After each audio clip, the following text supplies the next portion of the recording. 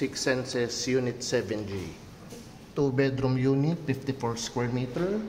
So this is the actual deliverables. At the left side is the toilet and bath with shower enclosure already. This is the kitchen area. The first bedroom.